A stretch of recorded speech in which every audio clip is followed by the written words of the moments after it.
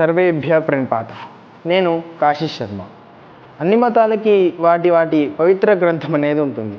కానీ మన సనాతన ధర్మానికి పవిత్ర గ్రంథం ఏదైనా ఉందా అని ఎవరైనా అడిగితే సామాన్యంగా అందరూ చెప్పేది శ్రీమద్ భగవద్గీత అని. నిజానికి శ్రీమద్ భగవద్గీత మాత్రమేనా? కాదు.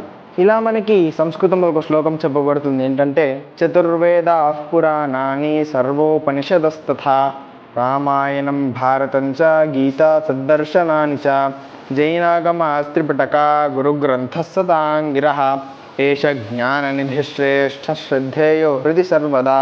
అంటే 4 వేదాలు, 18 పురాణాలు, 108 ఉపనిషత్తులు, దాంట్లో 10 ప్రసిద్ధమైన ఉపనిషత్తులు, రామాయణం, మహాభారతం, శ్రీమద్ భగవద్గీత, 6 ఆస్తిక దర్శనాలు, జైనాగమాలు, త్రిపిటకాలు, గురు గ్రంథ సాహిబ్.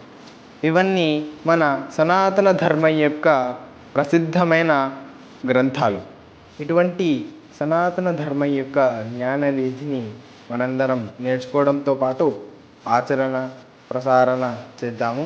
ఇలానే జ్ఞానానికి సంబంధించిన విషయాలు తెలుసుకోవడానికి మన అకౌంట్ని ఫాలో చేయండి. ధన్యవాదాలు.